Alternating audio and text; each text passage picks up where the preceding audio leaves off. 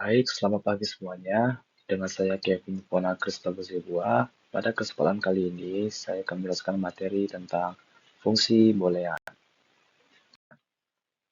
Pendahuluannya, pengertian fungsi boolean. Fungsi boolean adalah fungsi matematika yang variabel-variabelnya hanya dapat menilai logika 0, false, atau 1, true. Dalam teknik digital, fungsi boolean digunakan untuk memodelkan perilaku rangkaian logika kombinasional.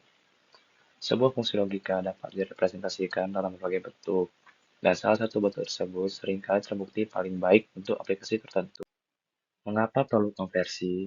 Mengetahui cara mereduksi atau meminimalisasi fungsi logika sangat penting untuk mengurangi luas area desain, konsumsi daya, dan biaya dengan mengeliminasi perangkat keras yang tidak diperlukan. Selain itu, menurut fungsi yang sudah diminimalisasi, seringkali mengungkapkan informasi yang tidak mudah terlihat dari bentuk yang belum diminimalisasi. Dua bentuk standar kanonik yang paling umum digunakan adalah SOP, Sum of Products, dan POS, atau Product of Sums. Kedua bentuk ini merepresentasikan fungsi yang sama dari sudut pandang yang berbeda. Sum of Product. Definisi Sum of Product atau SOP. Dalam konteks fungsi boolean, operasi AND diperlukan sebagai perkalian boolean atau boolean product, sedangkan operasi OR merepresentasikan penjumlahan boolean atau boolean sum. Dengan demikian, SOP berarti penjumlahan dari perkalian atau sum of products, yaitu hasil OR dari suku-suku N.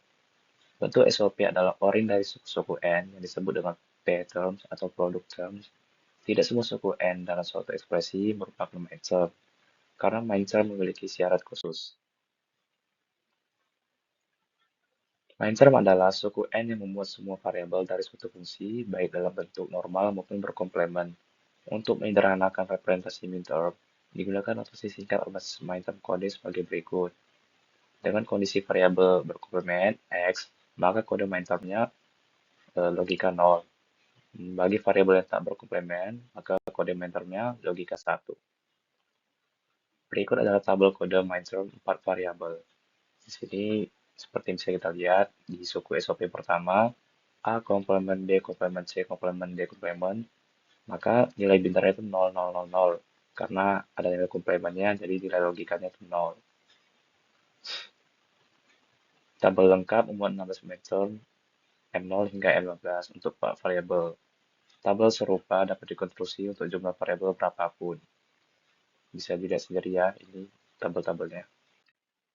Bentuk SOP kanonik. Fungsi seluruh suku yang adalah main term disebut berada dalam bentuk SOP kanonik atau canonical SOP form. Operator sigma digunakan untuk merepresentasikan penjumlahan logis dari main term.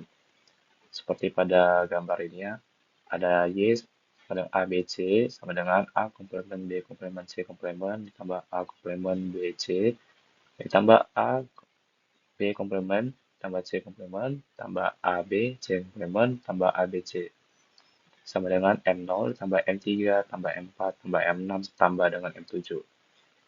Sehingga nilainya adalah sigma M sama dengan 0,3, 4, 6, dan 7. Prosedur konversi ke SOP. Berikut adalah langkah-langkah konversi fungsi boolean ke bentuk SOP kanonik. Langkah pertama, buat tabel kebenaran yang membuat semua 2N kombinasi input dari N variabel. Langkah kedua, identifikasi semua baris dengan output F sama dengan 1. Baris-baris inilah yang akan menghasilkan MyTerm. Langkah 3, untuk setiap baris F sama dengan 1, tulis MyTerm-nya. Variabel bernilai 1 ditulis normal, variabel bernilai 0 ditulis berkomplemen. Hubungkan semua variabel dalam satu suku dengan N. Langkah yang keempat, tentukan kode desimal tiap MyTerm dari urutan logika biner berdasarkan pada tabel dari kode MyTerm. Langkah 5, orkan semua MyTerm hasilnya dalam bentuk SOP kanonik F sama dengan sigma M dengan nilai seperti I, J, K, dan seterusnya. Product of Sum. Definisi Product of Sum atau POS. POS adalah cara alternatif merepresentasikan ekspresi logika dalam bentuk perkalian dari suku-suku OR atau Product of Sums. Juga disebut S-term atau Sum terms. Suku OR dalam POS yang memuat semua variabel disebut dengan Max-term. Max-term adalah suku OR yang memuat semua variabel dari suatu fungsi, baik dalam bentuk normal maupun berkomplemen. Representasi Max-term dapat disederhanakan dengan menggunakan Max-term code. Perlu diperhatikan bahwa kode Max-term adalah kebalikan atau komplemen dari kode min-term. Seperti pada tabel, jika kondisi variabelnya berkomplement, maka kode maksor 1. Jika kondisi variabel tak berkomplement, maka nilai logikanya sama dengan 0. Berikut adalah tabel kode maksor 4 variabel. Bisa dilihat di tabel pertama dengan suku pos A tambah B tambah C tambah D, kode binarnya 0000, dengan kode desimal 0, desimal juga M0. Perbandingan tabel kode Mindstone dan Master menunjukkan bahwa komplementer M1 sama dengan M1 dan M1 sama dengan M.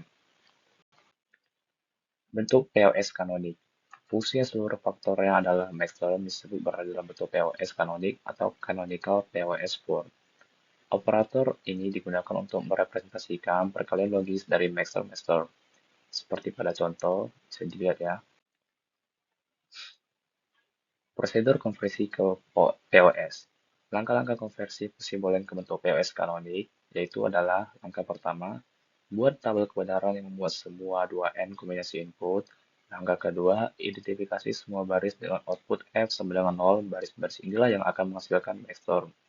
Langkah ketiga, untuk setiap baris F sama dengan 0, tulis maxtermnya. Variabel bernilai 0 ditulis normal, variabel bernilai 1 ditulis per komplement. Hubungkan semua variabel dengan OR dalam kurung. Langkah keempat, tentukan kode desimal tiap maxterm dari urutan logika leader berdasarkan kode maxterm. Langkah yang kelima, N-kan semua maxterm, hasilnya adalah bentuk POS kanonik, F sama dengan NM sama dengan IJK. Baik, itu saja penjelasan dari saya. Terima kasih.